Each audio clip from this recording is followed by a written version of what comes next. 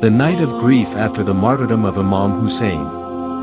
After the martyrdom of Imam Hussain, the time of Shami Ghariban was extremely painful. A very difficult time came upon the family of Prophet Muhammad, and everyone was crying deeply. When the 11th of Muharram arrived, the army of Yazid took the family of Ahl al-Bayt as prisoners and moved them towards Kufa.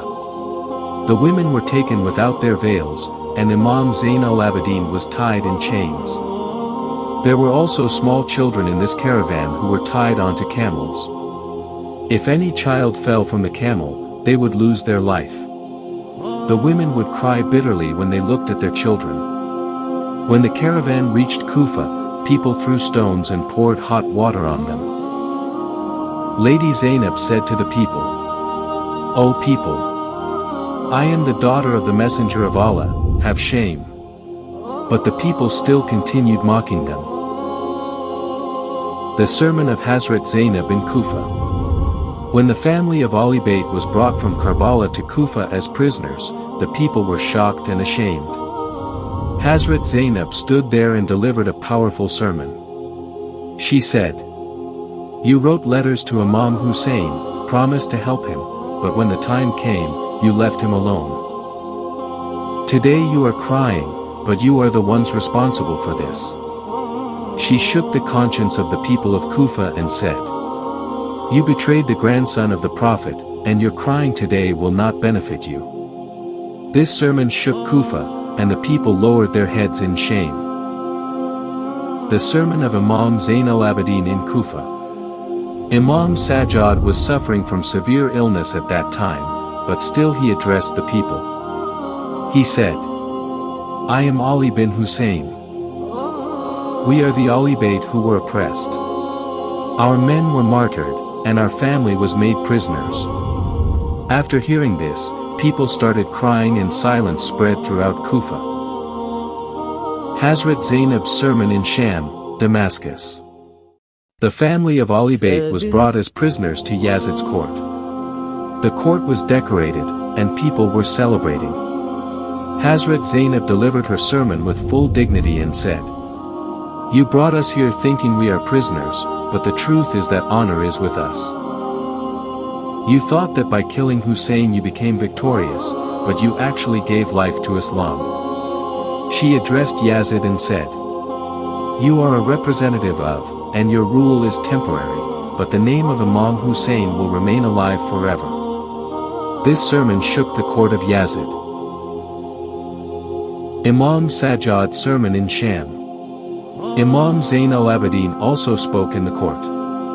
He said, "We are the Ahl al-Bayt whom Allah has honored. We cannot be destroyed, rather, we will always remain representatives of truth." His words revealed the reality of Yazid's government, and silence spread in the court. From Kufa to Sham, the sermons of Hazrat Zainab and Imam Sajjad exposed their cruelty, awakened people's consciences, and kept the message of Karbala alive forever. These sermons are still a symbol of patience, truth, and raising a voice against oppression.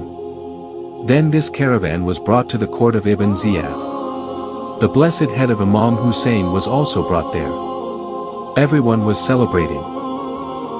Mukhtar Saqafi was also brought there, and when he saw the head of Imam Hussain, he felt great sadness. Imam Sajjad said, "I am the son of Ali and I belong to the family of the Messenger of Allah." But he was bound in chains. Later, the family of Ahl al-Bayt was kept in prison for some days, and then they were taken towards Sham.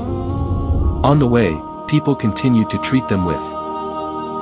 In Sham, Yazid arranged a court and disrespected the blessed head of Imam Hussain. People refused to recognize the family of Ahl al-Bayt. A person asked, "Who are these people?" It was told that they were the daughters of the Messenger of Allah and this was the head of Imam Hussain. That person cried a lot and said, "You have committed great against the family of the Messenger of Allah." Then Imam Sajjad got the opportunity to speak. He praised Allah and said, "I am the grandson of the Messenger of Allah. I am the grandson of Ali, and this is my family who was oppressed." After hearing his sermon, everyone started crying. Yazid became worried and ordered the call to prayer. When the words, Ashhadu anna Muhammadar Rasul Allah, were said, Imam Sajjad said, "Yes, he is my grandfather, and you have imprisoned his daughters." After this, people's hearts began to change and hatred against Yazid increased. In the end, everyone continued crying over the suffering of Ahl al-Bayt and kept remembering their sacrifice. What happened after Karbala? The painful journey of Ahl al-Bayt from Kufa to Sham. After the Battle of Karbala ended, the army of Yazid reached the highest level against the family of Imam Hussain. The pure bodies of the martyrs were left in the battlefield, and the tents were burned.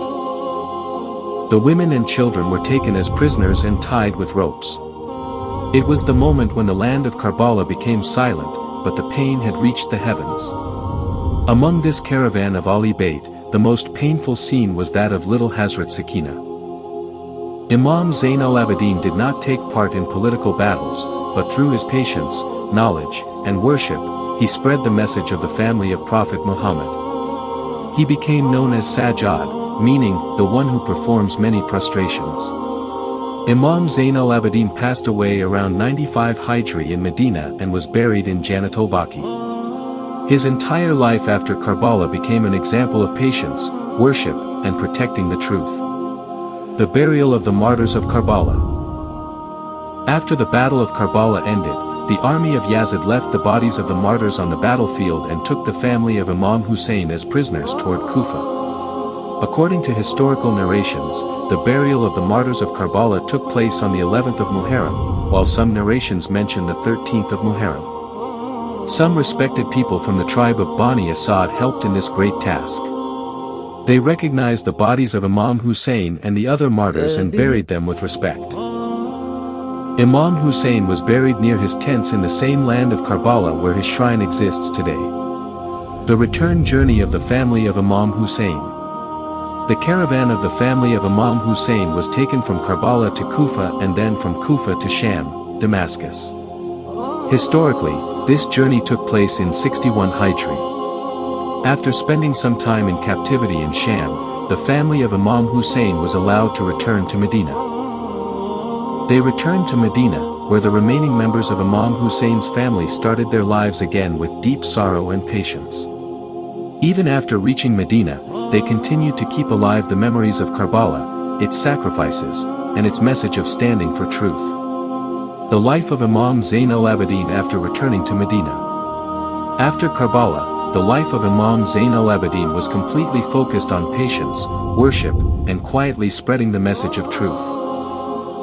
Many narrations mention that after the tragedy of Karbala, Imam Sajjad did not laugh again because of the great sadness he carried in his heart. He was the only surviving adult male from the family of Imam Hussain. Despite his illness and suffering, he remained devoted to the worship of Allah. He spent his life protecting the message of truth through patience and wisdom. Most of his time was spent in prayers, recitation, and guiding people. His prayers were later collected in the book Sahifa Sajidiyya, which is considered a great collection of spiritual teachings and prayers.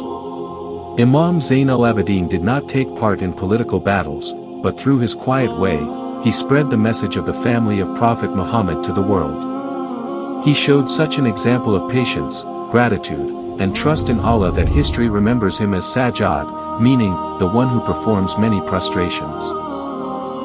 Imam Zain al-Abidin passed away around 95 Hijri in Medina and was buried in Jannat al-Baqi. His life after Karbala remains a shining example of patience, worship, and protecting the truth.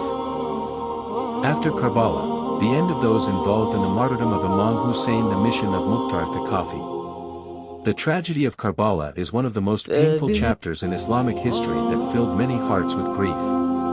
After the martyrdom of Imam Hussain and his companions, the situation did not become silent.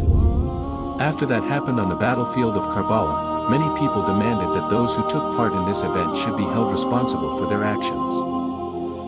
During these circumstances, history mentions a person named Mukhtar Thaqafi. According to historical narrations, Mukhtar Thaqafi started a campaign to find the people who had participated in the events of Karbala and punish them. Some narrations mention a meaning that Allah sometimes helps His religion through people from whom no one expects help. The stories about the fate of those involved in Karbala. Some historical books mention events in which some people who participated in Karbala later faced difficulties and punishment. According to some narrations, a person once claimed in a gathering, "I was also among those who took part in the killing of Imam Hussain, but nothing has happened to me until today." It is narrated that soon after this, an accident happened and he was caught in a fire. He cried for help, but he could not survive.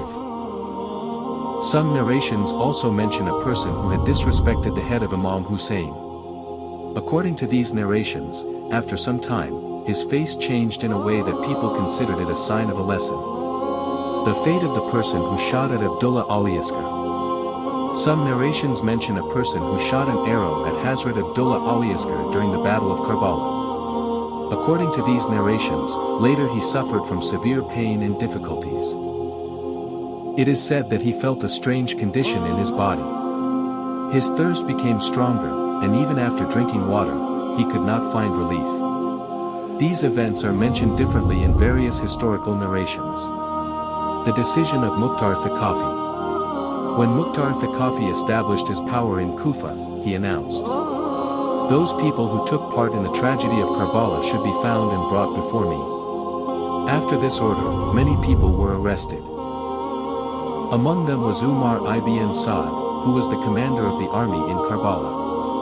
According to narrations, when Umar ibn Saad was brought before Mukhtar asked him, "You led the army against Imam Hussain, and now how could you live peacefully in your home?" After this, Umar ibn Saad was killed. The end of Shimr ibn Dil-Jawzhan. Shimr ibn Dil-Jawzhan, whose name is mentioned among the people involved in the events of Karbala, was also searched for. According to narrations, the soldiers of Mukhtar captured him, and he also reached his end. Mukhtar Thaqafi sent Ibrahim ibn Malik Ashta with an army to face Ubaydullah ibn Ziyad. A very difficult battle took place between the two armies. The army of Ibrahim ibn Malik Ashta achieved victory, and Ubaydullah ibn Ziyad was killed. His head was brought to Kufa, where Mukhtar Thaqafi presented it before the people. According to narrations, Mukhtar said, "Today people have seen that those who commit can never remain forever." The lesson of Karbala. The event of Karbala is not only an event of 61 Hijri, it is a message for people of every time. It teaches us that having fewer people does not mean defeat, and having more power does not always mean success. Imam Hussain sacrificed himself for truth. Hazrat Zainab kept this message alive. The family of Prophet Muhammad showed an example of patience that will always be remembered. Karbala teaches us that standing with truth instead of remaining silent in front of is the real success. The tragedy of Karbala is remembered as a great test between truth and falsehood, patience and sacrifice. History teaches us that no matter how powerful becomes, one day everyone has to answer for their actions. The Great Martyrs of Karbala. The great martyrs of Karbala belonged to different families, tribes, and regions, but their purpose was the same: to support the truth and remain firm against. Some sacrificed their youth. Some sacrificed their old age. Some sacrificed their families. And some gave their entire lives in support of Imam Hussain. This is why the message of Karbala is still remembered today as a symbol of patience, sacrifice, loyalty, and standing firm for the truth. The story of Karbala is not only a story of the past, it is a message for every generation. It teaches us that truth may face difficulties, but it is never destroyed. Imam Hussain stood for justice, honesty, and the principles of Islam even when he had very few supporters. Hazrat Zainab showed the world that patience does not mean weakness. Sometimes one brave voice can change the thinking of thousands of people. The family of Imam Hussain faced pain, separation, and hardships, but they never left the path of truth. Karbala teaches us that real victory is not always about winning a battle. Real victory is staying firm on the right path, even in the most difficult moments. The names of those who chose are remembered with sadness, but the name of Imam Hussain continues to shine as a symbol of courage, sacrifice, and truth. May we all learn from the patience, courage, and faith shown by the family of Imam Hussain. If you found this journey meaningful and learned something from this story, share it with others so that the lessons of history can reach more people. For more powerful historical stories and meaningful journeys, please like, share and subscribe to our channel and stay connected with us. Thank you for watching.